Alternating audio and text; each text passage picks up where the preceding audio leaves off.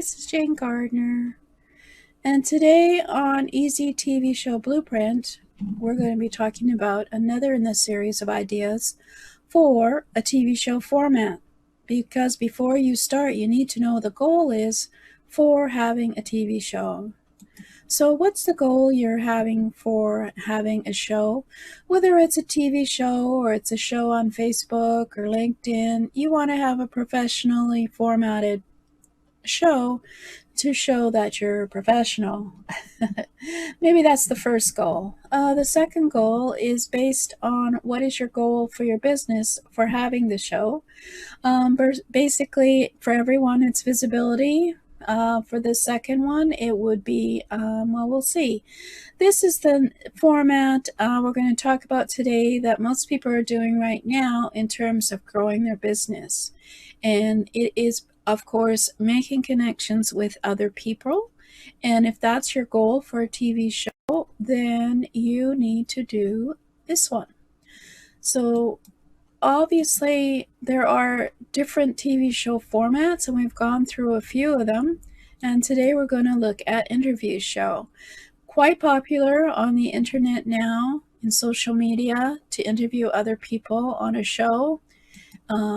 You can, who does want to do this? Well, anyone can interview anybody. It just depends on the topic and depends on the interviewee.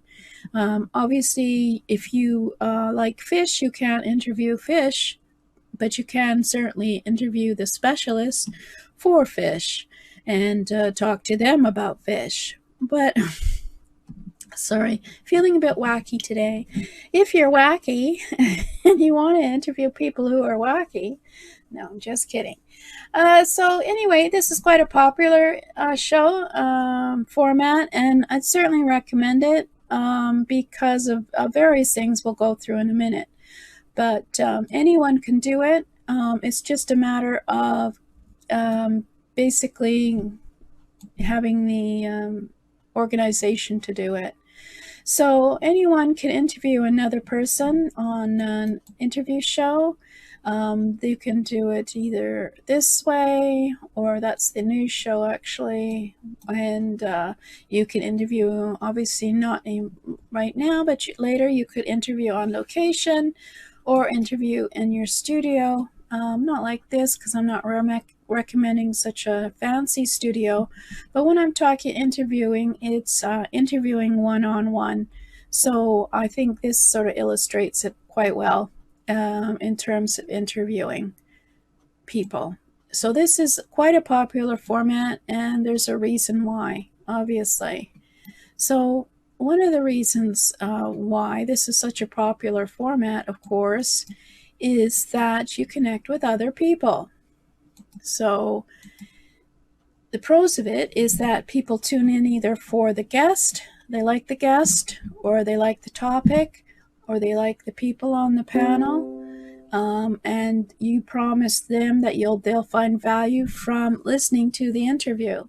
And this one is also being done, besides on TV, it's also being done to obviously podcasting. That's an obvious one. And one of the reasons that is not really mentioned, but basically there's a presumption that if you invite a guest onto your show, once it is done, the guest will also promote the event to their audience. So that is the promise of an interview show. And of course, if you've ever done an interview, you know also that sometimes that doesn't happen.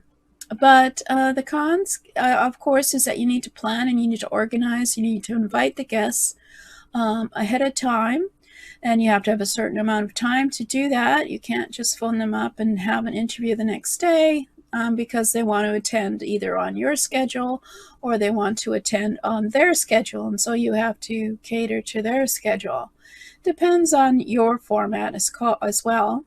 And of course, you can never assume the guests will promote the interview, but you can make it easy by sending them the promotional materials and asking them to promote it now that it's live as well. And if you're thinking of this format as a weekly show, because usually weekly shows, or even twice bi-weekly shows, get more viewers, increase in viewers on streaming TV, because you need to always have new content. So you can't just put up a monthly show. It's not even worth mentioning, monthly show. So for an interview show, doing that weekly, you need to really get organized in inviting and scheduling your shows and your guests in producing the weekly show. Now, of course, you don't have to do it live. You can, of course, record them all in one day, for example, if you're organized enough, and then send them out on a weekly basis. So you could do 4 on one day, on a Sunday, if you're organized enough, and then send one out weekly for the month. So that's another idea for obviously, I think you're fairly familiar with an interview show, because they are, of course, very popular right now on the internet, in podcasting, as well as on TV or web TV or LinkedIn.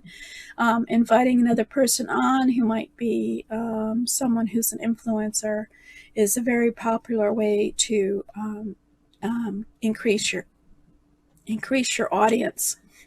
And of course, there's the usual, you have to get them to sign a model release permission so that you have the rights to the video that you create at all times, and there's no issue with the guest being on your show, in terms of the guest not being aware that you are going to be putting it on TV and things like that.